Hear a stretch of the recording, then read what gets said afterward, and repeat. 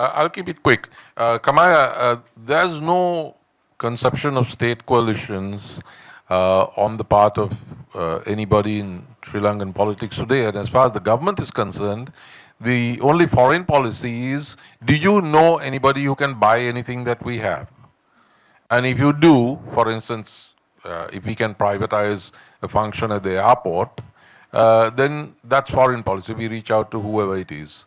And if you do a little research, you'll find that, anyway, that's going too far. But anyhow, that's the only foreign policy. That is, what can we sell from here and whom can we sell it to?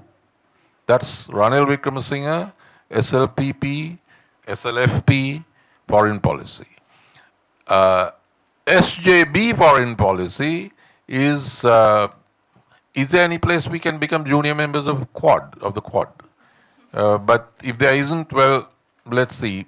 That's how that goes. And there's this stupid notion, articulated in print and verbally by Eran Wickremaratne, that our foreign policy has to follow our markets. I mean, anybody who actually studied foreign policy knows that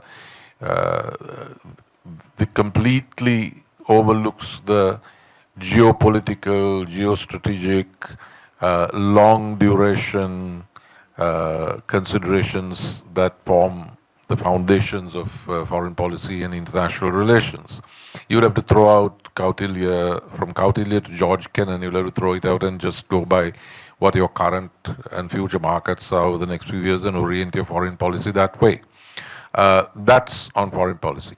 If I may come in on what Rajiv Bhutani and Kusum Jayatilleka were talking about, you know, I think the cutoff point is wrong. The most progressive point of evolution of the United National Party was the Ranasinghe Premadasa administration. And that's said not only by me, as I said, Lakshman Vatawala says it in the Daily Mirror yesterday on May 1st. That should have been the point of departure. Not, okay, we are just recovering from 25 years of Ranil Wickremesinghe, so forgive us if we are not quite left-wing.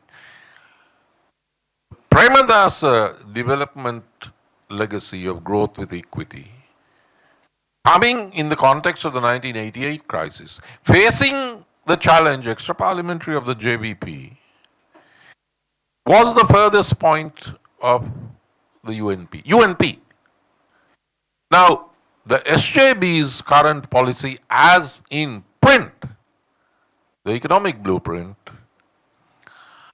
is way to the right of anything Premadasa would have even countenanced. So that is the real comparison. Not Ranil. It's Ranasinghe Premadasa. And it's a party headed by his son. And it's a brand new party. The party has shifted so far right that even somebody like Charita Herath, who would have been a natural either member or ally, is not. Because it's not sufficiently to the center for a centrist to be able to join. That is the problem. And you show me a place, maybe apart from Argentina, where when faced with a hard left or communist left, that anybody wins without adopting a social democratic or progressive centrist stand. You cannot have this, what's said in that economic blueprint and the stand, the discourse, the state nihilistic discourse, not of Sajid, but of his economists and the policy document of the party, and then expect to win over the center, which, as Comrade Dew says, is the most crucial, which the JVP thinks it can afford to ignore or reach out from below without any cross-party relationships. And the SJB also thinks that they can ignore. I mean, actually, they can ignore it even less than the JVP can, but both are mirroring each other's mistakes. Okay, over to